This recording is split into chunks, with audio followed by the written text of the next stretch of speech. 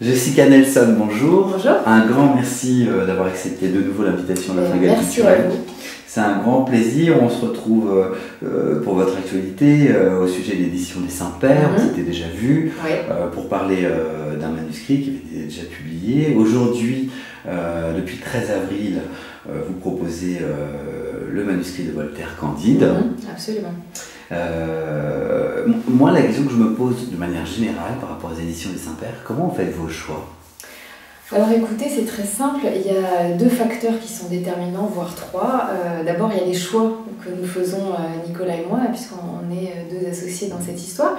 Et Nicolas et moi n'avons pas toujours les mêmes envies, ce qui a donné par exemple, il y a 2 ans, à la publication, pas conjointe, mais assez rapprochée de La Belle et la Bête de Cocteau et du scénario du Mépris de Jean-Luc Godard. Donc il y a d'une part nos choix et nos goûts personnels. Jules Verne, par exemple, c'était un rêve de petite fille et de petit garçon, puisque alors là, pour le coup, on était parfaitement emballés tous les deux.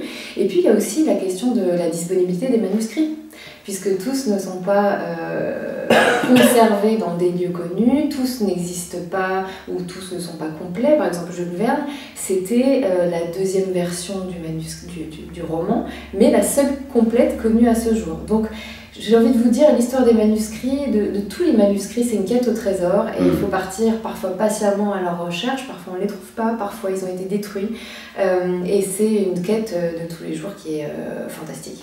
Là pour le coup, il y a eu plusieurs manuscrits, ça se suit quand même dans les publications.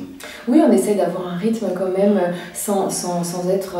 parce que ce sont des livres auxquels il faut apporter un soin particulier pour la fabrication, hein, ils sont assemblés à la main, tout est fait, enfin une grande partie du travail est fait chez Babot, donc le relieur de la Pléiade. Et c'est vrai que voilà, on essaie d'apporter un soin tout particulier à chacun de nos livres.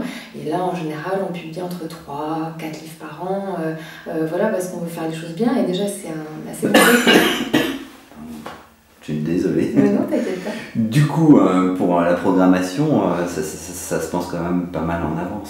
On essaye, mais en même temps, voilà. Pour créer un rythme. Pour créer un rythme, c'est vrai, on essaye. Et en même temps, parfois, il y a des imprévus aussi dans ce qu'on décide de lancer.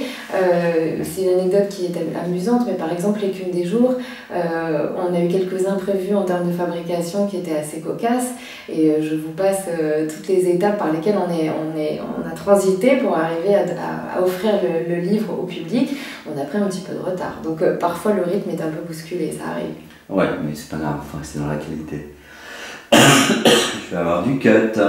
Alors, concernant le manuscrit de Voltaire Candide, c'est un manuscrit perdu pendant des siècles, retrouvé et publié pour la première fois. C'est ça, en fait, Voltaire, quand il écrit ce texte, il envoie son manuscrit petit bout par petit bout. Alors j'avais lu une étude là-dessus de Nicolas Cronk qui disait que c'était par petits cahiers de 4 pages au duc de La Vallière, qui était un de ses amis et qui le lisait. Et c'est vrai que probablement Voltaire aussi lui envoyait afin que le manuscrit soit conservé quelque part, parce que Voltaire avait été déjà censuré, un de ses livres avait été condamné par le Parlement et brûlé, et je pense que le fait de ne pas garder le manuscrit, de l'envoyer en lieu sûr, c'était une manière aussi peut-être de se prémunir contre une censure ou contre une saisie du manuscrit. Et puis bon, d'ailleurs la suite l'a confirmé, il n'a pas du tout admis la paternité du texte, il a été dans le déni absolu et amusé en même temps, puisque le texte est paru de façon anonyme pour contourner la censure, et qu'ensuite c'est très drôle, Voltaire avec l'humour et l'esprit qu'on lui connaît, parlait de ce texte comme d'une plaisanterie d'écolier, une couillonnade, écrivant à ses éditeurs je vous enjoins de ne pas publier ce texte, franchement c'est une aberration.